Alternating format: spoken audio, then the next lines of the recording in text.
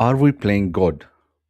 The ethics of editing the unborn child. Imagine if you are about to have a child. A doctor walks into the room and says, "Okay, we can remove the risk of certain diseases." Your eyes open up. Most parents would say, "Yes, yes, why not?" Then the doctor continues, "We can also increase their likelihood of higher intelligence, higher IQ."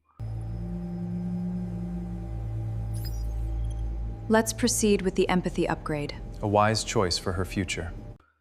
Now the decision becomes more harder. Then becomes the final question in your ears or in your mind. What if we could even choose the color of the eyes, height, athletic abilities, and their certain personality traits? At what point would medicine stop healing and start designing human beings? And at what point do humans begin to play God? That's the new power. For most of human history, every child arrived as a mystery, uncertainty. Parents hoped for the health and their destiny. The rest was left over to chance and destiny, nothing else. No one knew. Advances in genetics and genetic editing have created possibility. The future generation may have increased control of certain traits. The debate is not of science fiction anymore. The question is becoming just ethical. Is should be done or not? Just because we can change something, does that mean we should or not? So, this argument of editing supports argue that refusing to use these technologies could be irresponsible. If you can prevent a child from suffering from devastating genetic disease, why should we not? If you could eliminate certain disorder from future generations without that being a moral achievement or not, throughout history, medicine has fought diseases, pain, and premature death. Gene editing could be viewed as the next step in journey. Why not? Many would argue that using science to reduce suffering isn't playing God, it's simply helping humanity. And if parents already make choices about education, nutrition, environment, why should genetics be any different? Because critics see a very dangerous line. Once we move beyond disease prevention, then who is going to decide what's the improvement level? What exactly is a better human? What is a smarter human being, a stronger human being, a taller with certain characteristics? What kind of a definition of a more attractive person is? According to whose standards, or let's say whose wishes? History provides a warning again and again. Societies have tried to define the ideal human being. All of us have, but that brought suffering. Some fear that genetic enhancement could create a future where wealth determines the biology because it's in the hand of rich.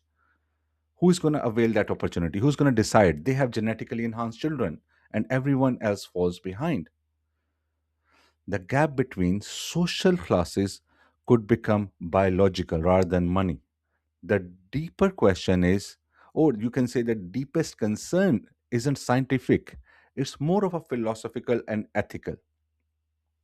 Human beings have always struggled with imperfection. Our flaws shape who we are, how we look. Our limitations create empathy. Our challenges often create meaning. Why can't I just be perfect? It's never enough.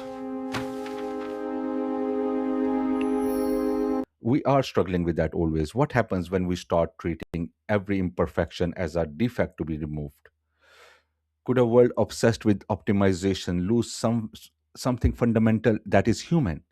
If parents decide to change their child identity, or do they become product expected to meet certain standards? The relationship between a child and a parent will be different in many ways. This debate isn't really about genetics, it's about power, it's about output. Humanity has always sought greater control over nature.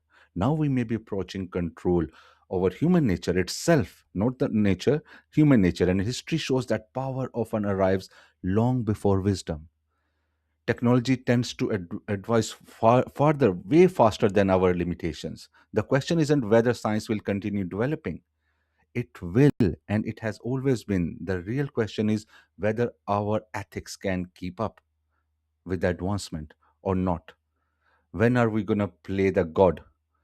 Perhaps that's the wrong question, even. We already are. Maybe the better question is that if humanity gains the power to shape future generations? What kind of humans will we choose to create? What is our perception, and who gets to decide?